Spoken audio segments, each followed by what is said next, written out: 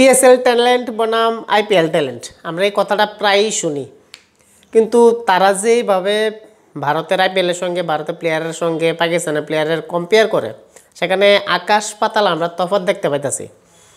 বরাবরই পাকিস্তানের পিএসএল আর ভারতের আইপিএলের যে স্টার প্লেয়ারগুলি যারা আছে তারা নিয়ে সেটা কোনো কিছু খেলতে না পারলেই কিন্তু একটা হাইপ ক্রিয়েট করে রাখে ভারতের প্লেয়াররা যে আইপিএলের প্লেয়ার খেলতে পারে না।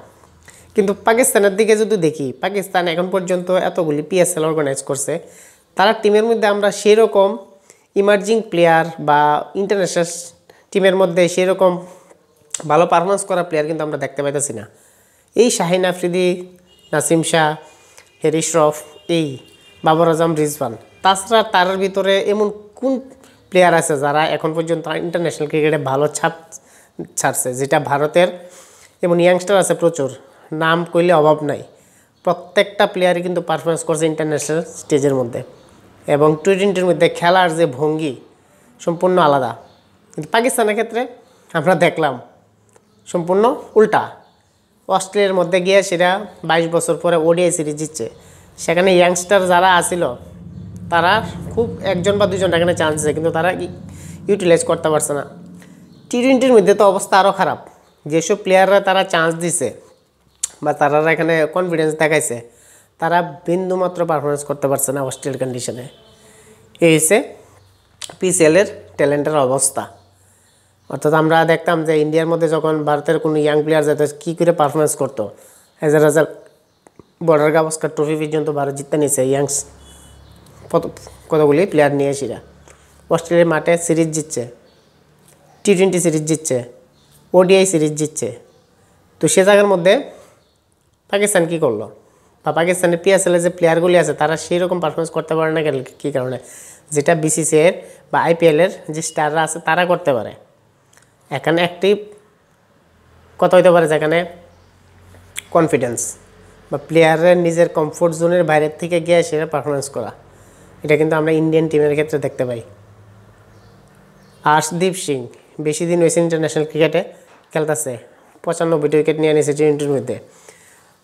তারপরে রিয়ান পরাগ, অভিষেক শর্মা, তিলক বর্মা, এমন কোনো প্লেয়ার বাদ নেই যারা ইন্টারন্যাশনাল টিমের মধ্যে পারফরমেন্স করতেছে না। নীতিশ কুমার রেড্ডি মাত্র কয়েকদিনের ছেলে, আইপিএলের ট্যালেন্ট, এবং ইন্টারন্যাশনালে এমনভাবে পারফরমেন্স করতেছে যেটা সবাই কিন্তু অবাক হয়ে রয়েছে যে ভারতের কাছে এত রিজার্ভ বেঞ্চ বা এত রিজার্ভ প্লেয়ার কী করে থাকে, যেটা অন্য কোনো দেশের কাছে থাকে না।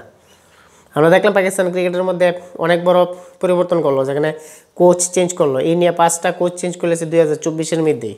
গ্যারি ক্রিস্টেনরা রাখা হয়েছিল ওয়ানডে হোয়াইট বল ক্রিকেটের কোচ হিসাবে, বাট 6 মাস হইতে না হইতে গ্যারি ক্রিস্টেন নিজের থেকে রিজাইন দিয়ে দিচ্ছে, কারণ পাকিস্তান টিমের মধ্যে তার কথা কেউ শুনতো না। সে যেভাবে চালানোর কথা আসলো তারা কোনো কিছু শুনতো না, এজ এ রেজাল্ট নিজেই ইস্তফা দিয়ে দিছে কিছু। তারপরে আম্পায়ার প্যানেলের যে আলিমদার, সে আলিমদার পর্যন্ত তাদের সিলেকশন কমিটির পার্টে আছে, আবার সদস্য আছে, এবং যে ইংল্যান্ডের টেস্ট সিরিজের সঙ্গে যে টিম সিলেকশন করতে যেতে তার একটা রেজাল্ট, পজিটিভ রেজাল্ট পাইছে। ইংল্যান্ডের 2-1 ম্যাচ হারাইছে স্পিনিং ট্র্যাকে, স্পিনিং ফ্ল্যাট ট্র্যাকের থেকে স্পিনিং ট্র্যাক বানায় সেটা। তারপর গেল অস্ট্রেলিয়া গিয়ে ওডিআই সিরিজ জিতছে, অনেক কিছু বড় বড় কথা। টি-20-তে অস্ট্রেলিয়ার মাঠে হোয়াইট ওয়াশ করবো, যেটা রিজওয়ান কইছে, বাট এতে কী হয়েছে, উল্টো হয়েছে। পাকিস্তানে এখন পর্যন্ত অস্ট্রেলিয়ারে হারাইতে পারছে না টি-20 ক্রিকেটে, এই হচ্ছে তার রেকর্ড। এবং অস্ট্রেলিয়া লাগাতার 7টা ম্যাচ পাকিস্তানের এগেনস্টে জিততে নিচ্ছে, যেটা পাকিস্তান এখন পর্যন্ত ভাঙতেছে না। পাকিস্তানের কাছে বাবর আজম, রিজওয়ানের মতো প্লেয়ার আছে যারা বড় বড় হাইপ ক্রিয়েট করে। তারা যদি পারফরমেন্স দেখি আমরা, তারা টি-20 খেলার যোগ্য না। তাদের প্রাক্তন ক্রিকেটার রাশিদ লাতিফ অলরেডি কয়ে দিছে যে বাবর আজম এবং রিজওয়ানের টি-20 ক্রিকেট খেলার বা অ্যাটাকিং ক্রিকেট খেলার বিন্দুমাত্র তাদের সাহস নাই। আমরা ঠিক দেখতেছি সেই সুদূর কতদিন ধরে সেটা খেলতেছে, কিন্তু তাদের স্ট্রাইক রেট 140-এর উপরে কোনো সময় গেছে না, 130 বা 140। গতকালকে দেখলাম 12 বলে 24 রান করলো প্রথম বাবর আজম, কিন্তু পরের 16 বলে 17 রান করছে মাত্র। এই হচ্ছে বাবর আজম, যেখানে তার নিয়ে এত হাইপ ক্রিয়েট করে। তার ভিতরে এমন কী আছে যেখানে ইন্টারন্যাশনাল ক্রিকেটের মধ্যে তারা নিয়ে এত হাইপ ক্রিয়েট করতেছে। জিম্বাবুয়ে, ওয়েস্ট ইন্ডিজ, তারার সঙ্গে খেলে গেলে সে একসময় যে ভালো সেঞ্চুরি করছিল তারপরে কিন্তু শেষ। লাস্ট 3-4 বছর পর যদি দেখি বাবর আজমের ব্যাটে কিন্তু কোনো সেঞ্চুরি নাই। সেই নেপালের সঙ্গে একটা 151-এর একটা ইনিংস খেলছিল যেটা দেখলাম এশিয়া কাপের মধ্যে, এতটুকুই তার লাস্ট কৃতিত্ব। তারপরে কোনো সেঞ্চুরি নেই। এই ছোটো ছোটো ইম্প্যাক্টফুল ইনিংসও খেলে না। তাছাড়া তারা যে ইয়াংস্টার যারা আইতাছে বা যারা চান্স দিতেছে রেগুলার, তারা কিন্তু সেভাবে পারফরমেন্স করতেছে না। এজ এ রেজাল্ট আমরা দেখলাম বাবর আজমের খারাপ ফর্মের কারণে কিন্তু তারা টিম থেকে ড্রপ আউট করছে বা রেস্ট দিছে, কিন্তু আবার সেই একই অবস্থা, কোনো ফর্ম চেঞ্জ হয়েছে না। তারা যে ইয়াংস্টার যারা আছে, যারা ইমার্জিং এশিয়া কাপ খেলছে বা অস্ট্রেলিয়া টুরে গেছে, তারা কিন্তু সেই পটেনশিয়াল হিসেবে পারফরমেন্স করতেছে না। এবং পাকিস্তানের এবং অস্ট্রেলিয়া সিরিজ চলাকালীন সময় কমিটিটাররা কিন্তু পাকিস্তানের বিন্দু মাত্র সেই রকম হাইলাইট করছে না। একমাত্র তারা ফোকাস আসলো বর্ডার গাভাস্কার ট্রফি নিয়ে, যেটা ভারত আর অস্ট্রেলিয়ার মধ্যে হইব। বারবার তারা কমিটি প্যানেল একটি কথা কইতেছে, ভারতে বিরাট কোহলি, রোহিত শর্মা বা বর্ডার গাভাস্কার ট্রফি নিয়ে জাসপ্রীত বুমরা। কীভাবে অস্ট্রেলিয়া সেখানে বর্ডার গাভাস্কার ট্রফিতে ভারতের হাতে, কেন লাস্ট 10 বছর ধরে কিন্তু এটা করতে পারছে না অস্ট্রেলিয়া। তার টার্গেট একটাই, কিন্তু এটা আবার পাকিস্তান এবং অস্ট্রেলিয়ার টেস্ট, ওয়ানডে এবং টি-20 চলাকালীন সময়ে অর্থাৎ পাকিস্তানের কোনো দামই দিতেছে না বা পাত্তাই দিতেছে না। যার কারণে তাদের যে কোচ গিলেস্পি, সেই গিলেস্পি পর্যন্ত এখানে কইছে যে পাকিস্তানরে নিয়ে সেটা অস্ট্রেলিয়ার মিডিয়া কোনো পাত্তাই দিতেছে না। যে পাকিস্তানের মধ্যে যে অস্ট্রেলিয়ার খেলতে আইছে আর অস্ট্রেলিয়ার মধ্যে যে পাকিস্তান খেলতে আইছে তারা কোনো ফেভারই করতেছে না, তারা নিয়ে বেশি একটা লেখালেখিও করতেছে না। তারা মেইন ফোকাস থাকতেছে বর্ডার গাভাস্কার ট্রফি নিয়ে, যেটা ভারত এবং অস্ট্রেলিয়ার মধ্যে হইব এবং অস্ট্রেলিয়ার মাঠে হইব। পার্ট টেস্ট নিয়ে সেটা কন্টিনিউ তারা কথাবার্তা চলতেছে। ইভেন্ট কমিটির ডেভিড ওয়ার্নার, ওয়াসিম আকরাম পর্যন্ত এই কথা যখন কয়ে দিছে, যখন বাবর আজম খেলতে পারতেছিল না, যে বাবর আজম কি পাকিস্তানের রোড ট্রেক মিস করতেছে অস্ট্রেলিয়ার মধ্যে, কারণ বাবর আজমের ওডিআই কোনো পারফরমেন্স নাই, টি-20তে কোনো পারফরমেন্স আসছিল না। আর এই কথাটা কোয়ার কিন্তু ভ্যালিড রিজন আছে। সে যদি সেই মাপের প্লেয়ার হইতো, বিরাট কোহলি বা রোহিত শর্মা মাপের প্লেয়ার হইতো, তাহলে কিন্তু তার ব্যাটে কথা কইতো, ফিল্ডিংয়ে ক্যাচ ড্রপ করতেছে, বাউন্ডারি ছাড়তেছে, ব্যাটিংয়ে কলাপস করতেছে, কোনো দিক দিয়ে কিন্তু তার কোনো ক্রিকেটের উন্নতি নাই। অ্যাজ এ রেজাল্ট কমিটিটার পর্যন্ত তারা খোঁচা দিতেছে, দিয়ে সে কথা কইতেছে।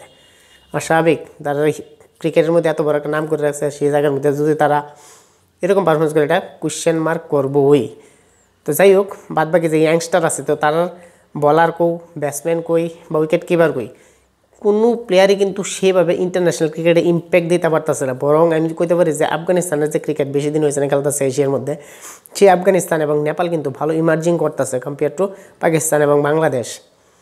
কারণ তার কাছে রিজার্ভ বেঞ্চে প্লেয়ার তৈরি হইতেছে এবং খুব ভালো ইম্প্যাক্টফুল প্লেয়ার তৈরি হইতেছে, যার কারণে কিন্তু তারা আফগানিস্তান দেখলাম 2024 সেমিফাইনাল খেললো। এবং তার যে ইয়াংস্টার যারা আছে, তার যদি ইনফ্রাস্ট্রাকচার খুব অভাব, ঘরের মাঠে খেলার খুব অভাব, তারপরে কিন্তু তারা প্লেয়াররা সেই লেভেলের পারফরমেন্স করতেছে ইন্টারন্যাশনাল ক্রিকেটে। এবং ইমার্জিং এশিয়া কাপ কিন্তু এবার চ্যাম্পিয়ন হয়েছে, ভারতরে হারাইছে সেমিফাইনালে।